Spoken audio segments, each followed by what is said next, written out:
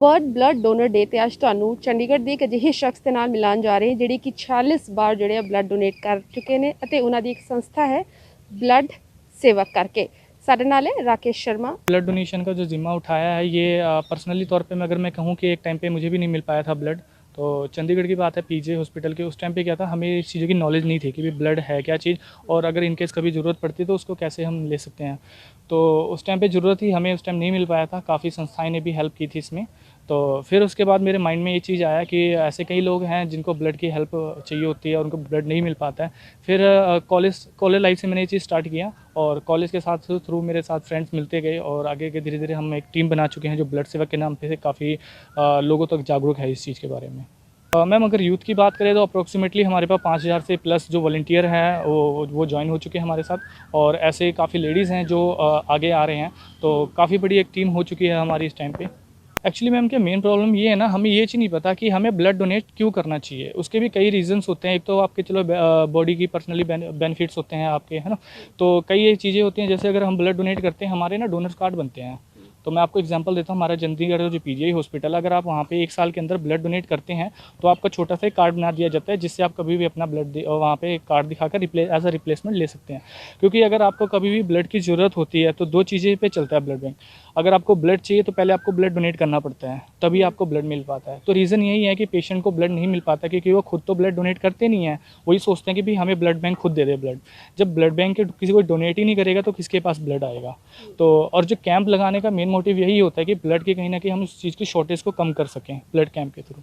अगर कोविड की बात करें तो खुद भी मुझे कोविड पॉजिटिव हुआ था मैं अभी रिसेंटली। तो उस दौरान क्या था कि हमारे घर वाले भी कई हमें मना करते थे भी आपको हॉस्पिटल नहीं जाना है, ठीक है। अगर आप हॉस्पिटल जाते हो कहीं ना कहीं आप इन्फेक्शन घर लेकर आते हो।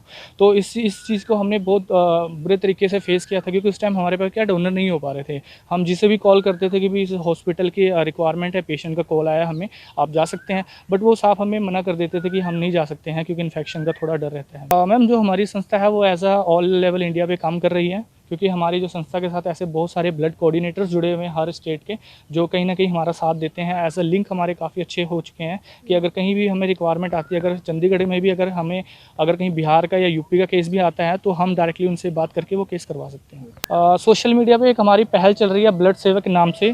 उस पर हमारे क्या है डोनर्स कई इससे कनेक्ट हुए हैं। सोशल मीडिया का एक अच्छा फ़ायदा यही रहता है, अगर आप उसका अच्छा यूज़ करते हो तो आपको अच्छा बेनिफिट मिलता है। तो उससे हमें हमारे साथ बहुत सारे ऐसे डोनर्स जुड़े हैं। इंस्टाग्राम पे हमारा पेज है ब्लड सेवक के नाम से, तो उस पर बहुत सारे लोगों ने अप्रोच दिया कि हम ब्लड डोनेट करना चाहते हैं या कई बार रिक्वेस्ट जनरेट करते हैं कि भी हमने इस पेशेंट के लिए ब्लड चाहिए, तो उससे बहुत हेल्पफुल रहता है।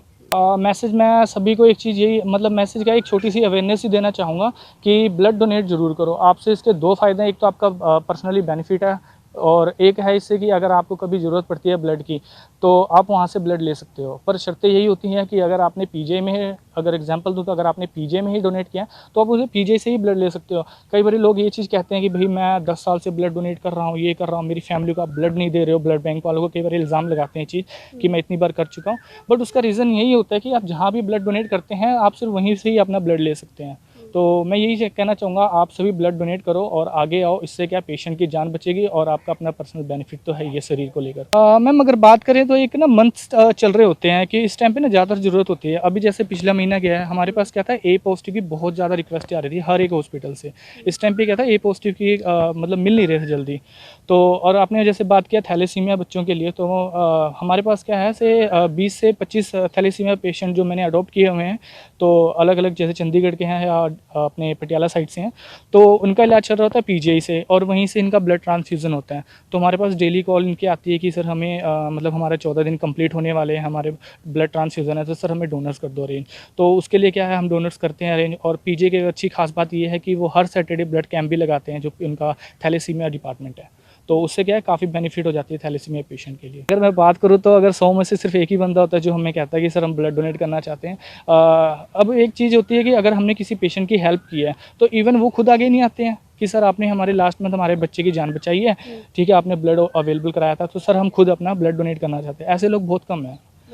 बिल्कुल तो ब्लड डोनेट जरूर करो, जरूरत है एक दूजे के नाल खड़े होने की, क्योंकि महामारी के समय भी जब असी एक दूसरे के नाल खड़े हैं तो जेकर असी अपना खून देंगे तो ना जान कितनी जिंदगियां असी बचा सकते हैं। चंडीगढ़ तो ईटीवी भारत के लिए पूजा वर्मा की रिपोर्ट।